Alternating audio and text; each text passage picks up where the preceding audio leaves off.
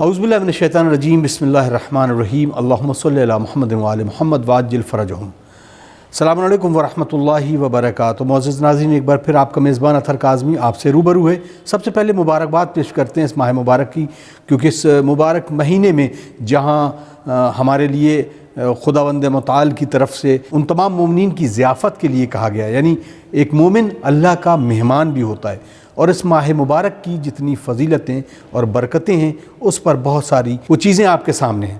لیکن اس ماہ مبارک میں ہمیں اپنی زندگی کو خاص طور سے روزے کی حالت میں کیسے رکھنا چاہیے؟ روزہ کیا ہے؟ اس کی کیا ڈیفینیشن ہے؟ اور کیسے انسان اپنے آپ کو روزے کے ساتھ ساتھ متقی بنا سکتا ہے؟ کیسے ایک انسان اپنی زندگی کو پرہیزگاری کی طرف لے جا سکتا ہے؟ اس ماہ مبارک آپ اپنے آپ سے کیا عہد کریں؟ اس ماہ مبارک ایسی وہ کون سی چیز ہے جسے آپ چھوڑنا بھی چاہتے ہیں؟ ظاہر سی بات ہے کہ انسان بہت ساری چیزوں میں مبتلا رہتا ہے، اس کے کچھ ایسی چیزیں بھی ہوتی ہیں جسے وہ نشاور چیزیں کہہ سکتے ہیں، جس میں ہم بات اگر کریں تو پان مسالہ ہے اور سگریٹ نوشی ہے، اس طرح کی چیزیں۔ لیکن کچھ لوگ ہوتے ہیں کہ وہ جو عہد کرتے ہیں اس ماہ مبارک میں، تو ان سب چیزوں کو ہم آج ڈسکس کریں گے۔ ہماری خوش نصیبی ہے کہ ہمارے ساتھ ایک بار پھر موجود ہیں اسٹوڈیو میں حجت الاسلام والمسلمین علی جناب مولانا شاہد حسینی صاحب قبلہ۔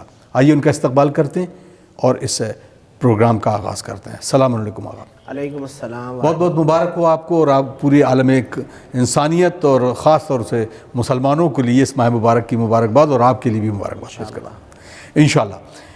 آقا، سب سے پہلے کہ جب ہم اس ماہ مبارک کی آمد کے لیے استقبال کر رہے ہیں اس کا، کیا ہم اپنی زندگی میں وہ تبدیلیاں لائیں؟ اور خاص طور سے اس ماہ مبارک کے جو روزے کی باتیں ہیں، اس کی فضیلت ہے، تو روزے کو ہم کس طرح سے ڈیفائن کریں گے، یا کہا جائے کہ روزہ کیا ہے، یہ ہم کیسے ایک عام انسان کو اور ایک عام مسلمان کو بتائیں گے؟ بسم اللہ الرحمن الرحیم۔ سب سے پہلے میں آپ تمام حاضرین کی خدمت میں اور ختیجہ چینل کے ویورز کی خدمت میں ماہ مبارک رمضان کی مبارکباد عرض کرتا ہوں، اور اللہ سے یہ دعا کرتا ہوں کہ انشاءاللہ اس ماہ مبارک رمضان میں خداوند متعال ہمارے روزوں کو اور ہماری عبادتوں کو اپنی بارگاہ میں قبول فرمائے۔ الہی آمین، الہی آمین۔ قرآن کی آیت ہے، بسم اللہ الرحمن الرحیم، یا ایھا الذین آمنوا کتب علیکم الصیام کما کتب علی الذین من قبلکم لعلکم تتقون۔ جی، سورہ بقرہ آیت 183۔ اس آیت میں خداوند متعال ارشاد فرما رہا ہے کہ اے صاحبان ایمان، ہم نے تم پر روزوں کو فرض کیا، واجب کیا، جیسا کہ تم سے پہلے والوں کے اوپر واجب قرار دیے تھے، لعلکم تتقون، اس لیے تاکہ تم متقی بن سکو، جزاک اللہ۔ تاکہ تم پرہیزگار بن سکو۔ پہلی چیز تو یہ ہے کہ خداوند متعال نے اس مہینے میں، اس مبارک مہینے میں، اس رحمت کے مہینے میں، فضیلت کے مہینے میں روزوں کو ہم پر واجب قرار دیا۔ جی، اب سوال کرنے والا یہ سوال کر سکتا ہے کہ بھائی روزے ہم پر کیوں واجب ہے؟ اس کا ریزن بھی خداوند متعال نے اسی قرآن میں اور اسی آیت میں بیان کیا، لعلکم تتقون، جی، تاکہ تم متقی بن سکو، تاکہ تم پرہیزگار بن سکو۔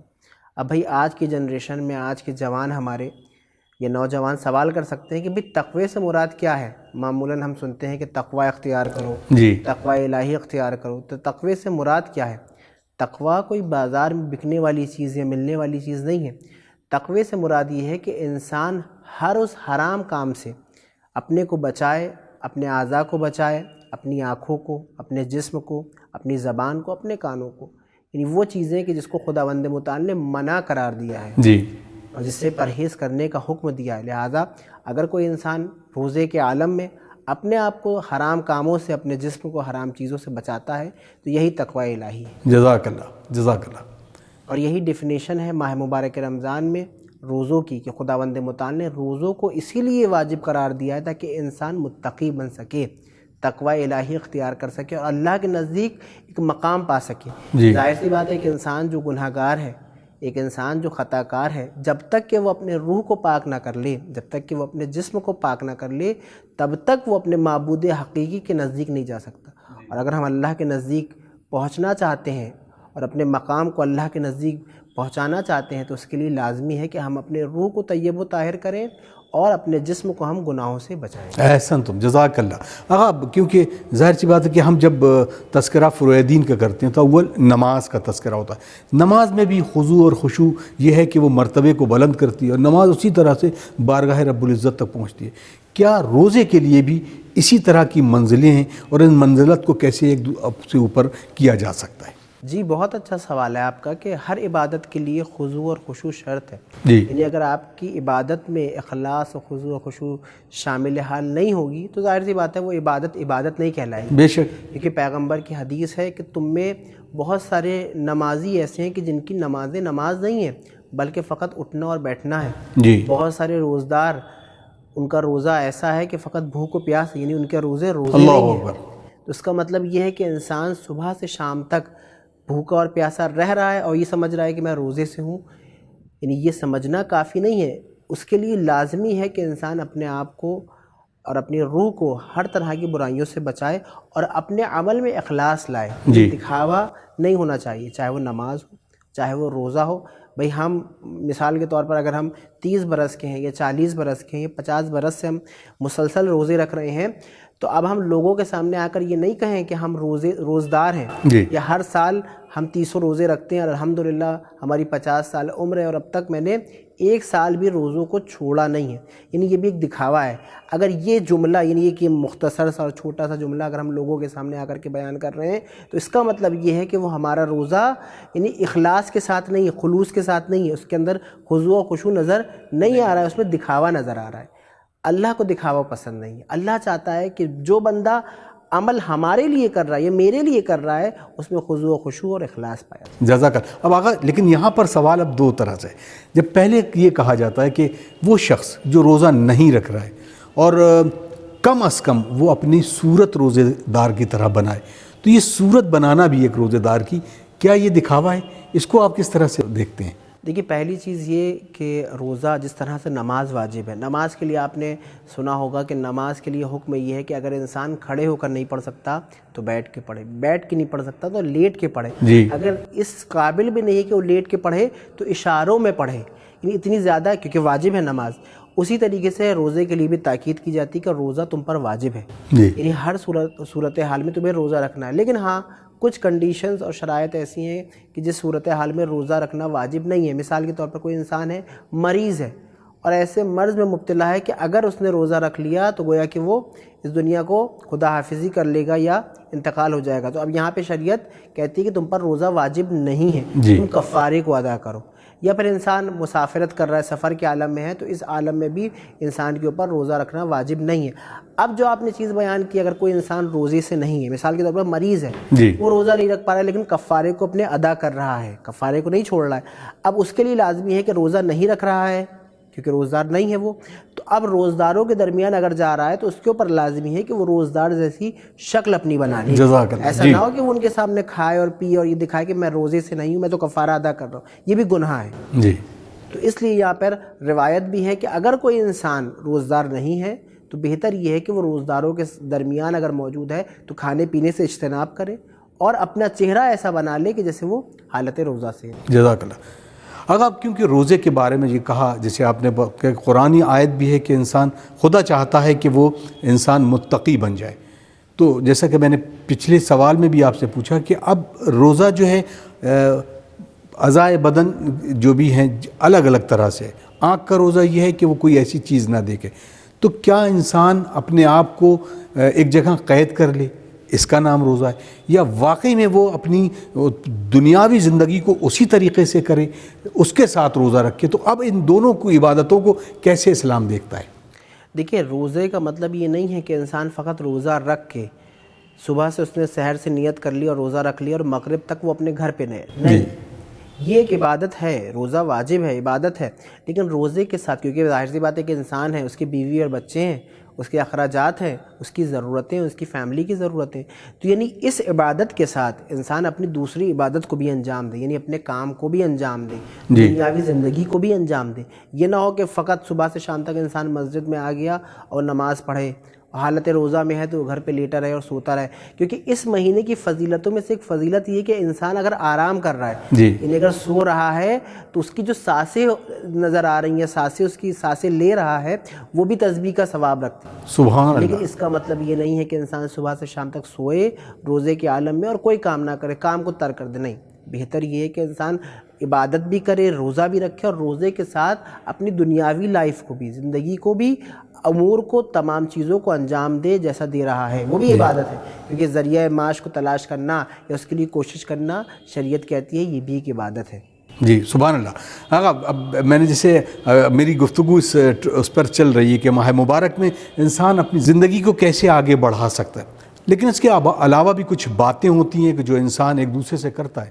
مثلا اگر کوئی شخص روزہ نہیں رکھ رہا ہے اور اس سے اگر کہا جاتا ہے کہ اگر تم یہ کھا رہے ہو پی رہے ہو تو خاموشی میں، جیسا آپ نے ابھی فرمایا کہ خاموشی میں وہ روزہ داروں کے سامنے نہیں کھانا چاہیے، تو وہ کہتا ہے کہ اب بندے سے کیا ڈرنا جب مجھے خدا کا ڈر نہیں ہے۔ تو یہ کہنا بھر وہ ایک انسان کے لیے کتنا گناہ کی طرف لے جاتا ہے، اور یہ خود ابس کس طرح کی طرف انسان کو راغب کرتا ہے۔ دیکھیے جیسا کہ میں نے عرض کیا، جس طرح سے نماز واجب ہے اس طرح سے روزہ واجب ہے، لیکن اگر انسان ہے کوئی جو صحیح اور سالم ہے، بالکل ٹھیک ٹھاک ہے، اور روزہ نہیں رکھ رہا ہے، اور روزہ نہ رکھ کے وہ یہ سوچ رہا ہے کہ میں بہت بڑا بہادری کا کام کر رہا ہوں یا شجاعت کا کام کر رہا ہوں کہ میرے پر روزہ واجب قرار دیا ہے خداوند متعال نے کہ جو میرا معبود ہے، لیکن میں اس کی نافرمانی کر رہا ہوں، جب مجھے خدا کا خوف و ڈر نہیں تو مجھے بندوں کا کیا خوف و ڈر؟ تو ظاہر سی بات ہے یہ ایک معصیت ہے، یہ گناہ ہے، اللہ اکبر۔ اور اس کا راستہ سیدھا جہنم ہے۔ معمولاً لوگ کہتے ہیں کہ مولوی ڈائریکٹ جہنم میں پہنچا دیتے ہیں، ایسا نہیں ہے۔ اگر انسان اپنے عمل کو دیکھے اور رد عمل کو دیکھے تو وہ خود اپنے عمل کو دیکھ کر کے اپنی زندگی کا فیصلہ سمجھ سکتا ہے اور کر سکتا ہے کہ بھئی انسان کا عمل اس کو کس راہ کی طرف لے جا رہا ہے اور کس طرف لے جا رہا ہے۔ بھئی خداوند متعال نے انسان کو جو نعمتیں دی ہیں، اس سب سے بڑی نعمت ہے عقل۔ عقل کے ذریعے سے انسان دیکھ لے کہ بھئی خداوند متعال نے جس چیز کا حکم دیا ہے میں اس میں گامزن ہوں یا نہیں ہوں، میں اس کو پابندی سے انجام دے رہا ہوں یا نہیں دے رہا ہوں۔ اگر میں اللہ کی، اپنے معبود کی فرما برداری کر رہا ہوں تو اس کا مطلب یہ کہ میں حق پہ ہوں اور میں صراط مستقیم پہ چل رہا ہوں، اور اگر اس کی مخالفت کر رہا ہوں تو ظاہر سی بات ہے کہیں نہ کہیں میں اپنے معبود حقیقی کی مخالفت کر کے اپنے لیے جہنم کے راستے کو فراہم کر رہا ہوں۔ اب اگر کوئی انسان ماہ مبارک رمضان میں اللہ کے حکم کی نافرمانی کر رہا ہے یا بندوں کے سامنے آ کر کے وہ ایسے عمل کو انجام دے رہا ہے کہ جو اللہ کی ناراضگی کا باعث بن رہا ہے، تو یقیناً وہ اپنے لیے جہنم کے راستے کو بنا رہا ہے اور فراہم کر رہا ہے۔ اللہ اکبر۔ ناظرین آپ دیکھ رہے ہیں یہ اسپیشل پروگرام اس ماہ مبارک رمضان کی آمد کے اوپر، ہم اس پروگرام کو لے کر آپ کی خدمت میں حاضر ہوئے۔ ہمارے ساتھ موجود ہیں حجت الاسلام والمسلمین علی جناب مولانا شاہد حسینی صاحب قبلہ، اور بڑی خوبصورت گفتگو بڑھ رہی ہے اس ماہ مبارک رمضان میں، جہاں لوگ روزے سے بھی ہیں اور بہت ساری مختلف عبادات کو بھی انجام دے رہے ہیں۔ عام طور پر عام زندگی میں، عام حالات میں جب کوئی انسان کوئی عمل کرتا ہے تو اس کی کیفیت الگ ہوتی ہے، لیکن اس ماہ مبارک میں اس کی کیفیت کو بلند اور بالا کس قدر کرتا ہے کہ خداوند عالم کا یہ لطف و کرم ہے کہ وہ ہمیں ہمارے اس روزے کو بھی کامیاب طریقے سے اپنی بارگاہ میں قبول کرتا ہے، اور ہمارے دیگر اعمال کو بھی کیسے فضیلت کو بڑھا کر اس میں ثواب کا بھی اضافہ کرتا ہے۔ آئیے یہ سوال بھی ہم آقا کی خدمت میں رکھتے ہیں۔ آقا اب ہم دیگر جو کام ہیں یا عبادات ہیں اس کے بارے میں ہم بات کریں۔ مثلا اگر کوئی شخص نماز پڑھ رہا ہے، عام دنوں میں نماز کی فضیلت ہے، کیا اس ماہ مبارک رمضان میں ان فضیلت کو کیسے بڑھاتا ہے اور کیسے اس کے ثواب میں اضافہ کرتا ہے؟ اعوذ باللہ من الشیطان الرجیم، بسم اللہ الرحمن الرحیم۔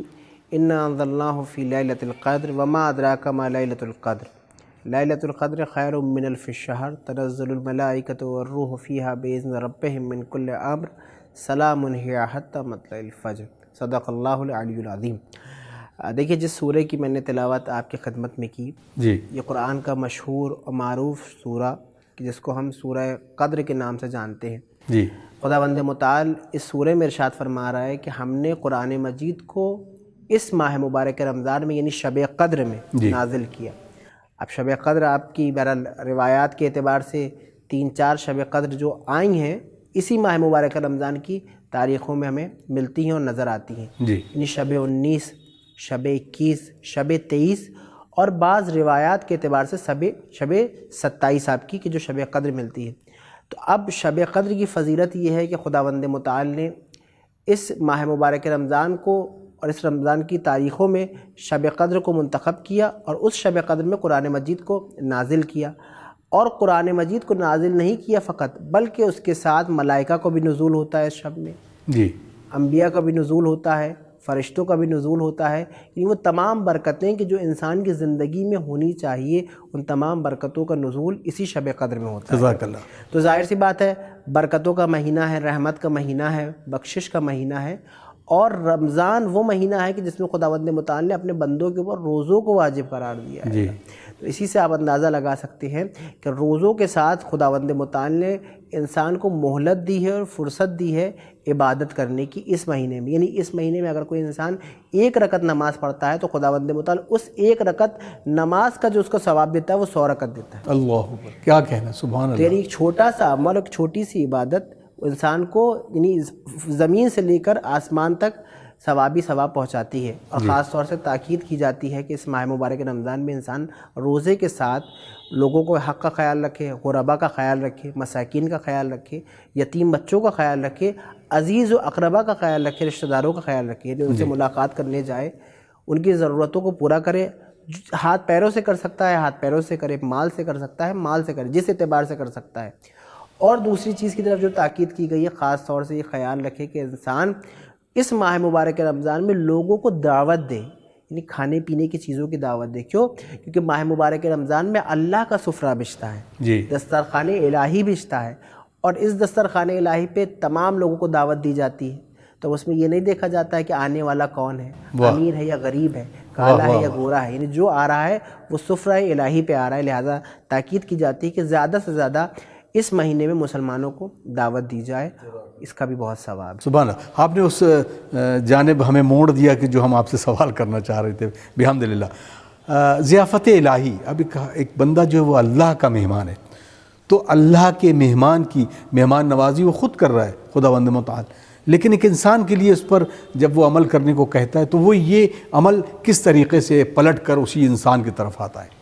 دیکھیے در حقیقت میں اگر کوئی ہمارے گھر پہ آتا ہے مہمان کے طور پر، تو روایت میں یہ خود پیغمبر کی حدیث ہے کہ جب وہ مہمان آتا ہے اور کوئی انسان وہ ہے کہ جو اس کی دعوت کر رہا ہے، یعنی میزبان ہے، تو مہمان جب کسی کے گھر پہ آیا اور ہم نے کسی کو دعوت دی تو وہ مہمان جب واپس جاتا ہے تو ہمارے تمام گناہوں کو معاف کروا کے جاتا ہے۔ کیا کہنے، یعنی اتنا زیادہ ثواب ہے کسی کو دعوت دینا اپنے گھر کے اوپر، یعنی ہمارے جو گناہ ہوتے ہیں وہ معاف ہو جاتے ہیں ایک دعوت کے بدلے، خداوند متعال تمام گناہوں کو معاف کر دیتا ہے۔ اور نور النور بات یہ ہے کہ اگر ہم وہ دعوت ماہ مبارک رمضان میں دے دیں تو اس کا کیا کہنا کہ انسان حالت روزہ میں افطار کے وقت کسی بندہ مومن کو دعوت دے رہا ہے اور افطار کروا رہا ہے، تو پہلا ثواب تو اس دعوت کا ثواب، دوسرا ثواب افطار کا ثواب کہ کسی روزدار کا روزہ کھلوا رہا ہے، جی، اور تیسرا ثواب یہ ہے کہ خداوند متعال کی سنتوں میں سے ایک سنت ہے کہ خداوند متعال اپنی رحمت کا سفرہ 24 گھنٹے اپنے بندوں کے اوپر کھلا رکھتا ہے، لہٰذا اس سنت کو اختیار کیونکہ انسان کر رہا ہے اس کا ثواب خداوند متعال مرحبا، انکلیوڈ کرتا ہے۔ سبحان اللہ۔ اگر کیونکہ ظاہر سی بات ہے کہ ہم بہت سارے سوالات آپ کی خدمت میں رکھ رہے ہیں، اب اس ماہ مبارک میں جہاں بہت ساری فضیلتیں ہیں، بہت ساری باتیں، ہم اکثر افطار کے بارے میں بات کرتے ہیں، افطار کرانا یا کرنا وہ بھی ایک سنت ہے اور اس پر ایک بڑی، لیکن سحر کے بارے میں بھی بات ہونا چاہیے۔ کیا سحری کرنا اسی معنی میں رکھتا ہے جیسے ایک افطار کرانا؟ اگر کوئی شخص کسی کو سحری پہ اپنے مہمان بلا رہا ہے، اس کو دعوت کر رہا ہے، تو اس کا بھی کیا ثواب ہے؟ دیکھیے کلاً میں نے آپ کی خدمت میں بیان کیا، چاہے آپ سحر کی دعوت دیں کسی کو، چاہے وہ افطار کی دعوت دیں، کسی بندہ مومن کو بلانا، چاہے وہ ایک قرمے کے ذریعے سے، ایک رطب کے ذریعے سے ہو، چاہے وہ ایک سوکھی روٹی کے ذریعے سے ہو، اس کا ثواب خداوند متعال نے بے حد رکھا ہے۔ اب کوئی انسان ہے کہ جو مثال کے طور پر آپ کے افطار کے وقت نہیں آ پا رہا، آپ اس کو سحر میں بلا سکتے ہیں۔ کوئی انسان ہے جو سحر میں نہیں آ سکتا، آپ اس کو افطار میں بلا سکتے ہیں۔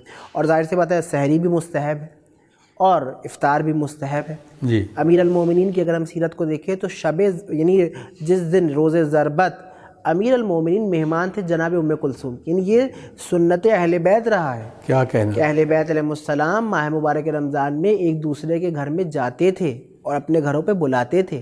یعنی مولا کا دستور یہ تھا ماہ مبارک رمضان میں کہ ایک دن اپنے بیٹے حسن کے گھر پہ رہتے تھے، افطار کرتے تھے، ایک دن امام حسین کے گھر پہ رہتے تھے، سحر کرتے تھے، ایک دن جناب زینب کے گھر پہ رہتے تھے، افطار کرتے تھے، اور ایک دن جناب ام کلثوم یعنی روز ضربت جس دن امیر المومنین کے ضربت لگی ہے تو اس شب کو امیر المومنین جو مہمان تھے وہ جناب ام کلثوم کیا تھے جی، اور جناب ام کلثوم نے آپ کی خدمت میں سحر کو پیش کیا، دودھ کے پیالے کو پیش کیا، روٹی کو پیش کیا اور نمک کو پیش کیا. تو امیر المومنین ہے، آپ نے وہی سوکھی روٹی اور وہی نمک سے اس کو تناول کیا اور خدا کا شکر بھیجا. تو یہ سنت اہل بیت بھی رہا ہے. جزاک اللہ.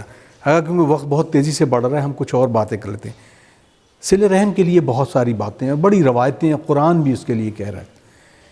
اس ماہ مبارک ایک انسان دیکھ رہا ہے کہ اس کے یہاں بہت اچھے پکوان بن رہے ہیں اور اس کے بچے جو ہے وہ فراوانی ہے فروٹس کی تمام اور چیزوں کی، لیکن پڑوس کا ایک رہنے والا بندہ جو روزے سے ہے، جس کے بچے بھی روزے سے ہیں اور اس کے یہاں فاقہ کشی کا عالم ہے، جس کے یہاں روزہ رفتار کرنے کے لیے بھی مشکل تمام اشیاء موجود ہے. اب ایسے شخص کو کے اوپر کیا حکم لگاتا ہے قرآن، شریعت یا معصومین کہ وہ انسان اپنے روزوں کو لے کر، ظاہر سی بات ہے اس ماہ مبارک کی فضیلت کا یہ مہینہ ہے، لیکن ایک پڑوسی کا کیا حق بیان کیا گیا اس زمرے میں اگر ہم دیکھیں. دیکھیے، کیونکہ بات ماہ مبارک رمضان کی ہو رہی ہے اور اس ماہ مبارک رمضان میں خاص طور سے جو چیز آپ نے پوچھی اور جو سوال آپ نے کیا، صلہ رحم کا سوال کیا. خود اگر ہم امیر المومنین کا وصیت نامہ دیکھیں کہ جس وقت امیر المومنین بستر کے اوپر تھے اور آپ نے امام حسن کو بلایا تو آپ نے خاص طور سے یہ تاکید کی کہ اے بیٹا حسن، میرے بعد پڑوسیوں کے حق کا خیال رکھنا، جی، لوگوں کا خیال رکھنا، یتیموں کا خیال رکھنا. یعنی امیر المومنین در حقیقت میں امام حسن سے مخاطب ہو کر کے ہمیں پیغام دینا چاہ رہے ہیں کہ دیکھو، اگر تم میرے چاہنے والے ہو، اگر تم مجھ سے محبت کرنے والے ہو تو تمہارا عمل بھی ہماری سنت کے اوپر ہونا چاہیے. اگر تم صاحب مال ہو، اگر تم صاحب حیثیت ہو تو تمہیں اس بات کا خیال رکھنا چاہیے کہیں ایسا نہ ہو کہ تمہارا پڑوسی کوئی بھوکا سو جائے، کہیں ایسا نہ ہو کہ تمہارا کوئی عزیز بغیر سحر کے روزہ رکھ لے اور بغیر افطار کے روزہ کھول لے. تو لہٰذا ان چیزوں کا خاص طور سے ہمیں خیال رکھنا ہے اس ماہ مبارک رمضان میں. اگر خداوند متعال نے ہمیں اتنا دیا ہے تو ظاہر سی بات ہے ہم لوگوں کو دعوت دیں، اپنے گھر پہ بلائیں. اگر نہیں کر سکتے تو ایک روٹی کے ذریعے سے، ایک خرمے کے ذریعے سے، ایک رطب کے ذریعے سے جو ضرورت مند ہے پہلے ان کی ضرورت کا خیال رکھیں. جی، جن کے پاس ہے ان کے پاس تو الحمدللہ ہے، لیکن ہم دیکھیں اپنے آس پاس، اپنے محلے میں، اپنے رشتہ داروں میں جس کے پاس نہیں ہے، خاص طور سے ہم اس ماہ مبارک رمضان میں ان باتوں کا خیال رکھیں کہ ان کی ضرورتوں کو پورا کریں اور ان کے لیے سحر اور افطار کا انتظام کر سکیں. اس کا بہت ثواب ہے اور امیر المومنین کی وصیت میں خاص طور سے تاکید کی گئی. چلیے سر، بہت بہت شکریہ آقا. اس پہلے مرحلے کو ہم آگے بڑھا رہے ہیں انشاءاللہ. اگلے کچھ اور اس ایپیسوڈ میں ہم تمام اور چیزوں کا تذکرہ کریں گے اور بہت شکر گزار ہیں آپ کے. ناظرین اکرام، یقیناً اس ماہ مبارک میں جہاں یہ فضیلتوں کا مہینہ ہے، برکتوں کا مہینہ ہے، نزول قرآن کا یہ مہینہ ہے، تو ہم ان تمام چیزوں کو مد نظر رکھتے ہوئے اپنی زندگی کو اللہ کے ان بتائے ہوئے فرمودات پر، قرآن کی جو تعلیمات ہیں اس پر اور اہل بیت علیہ الصلاۃ والسلام کی جو تعلیمات ہے اس پر عمل کرنے کی توفیق عنایت فرمائے. آمین یا رب العالمین. تو ناظرین اکرام، ہمیں دیجیے اجازت. انشاءاللہ اگلے ایپیسوڈ میں کچھ اور سوالوں کے ساتھ حاضر خدمت ہوتے ہیں. والسلام علیکم ورحمۃ اللہ وبرکاتہ. اللہم عجل ولیک الفرج.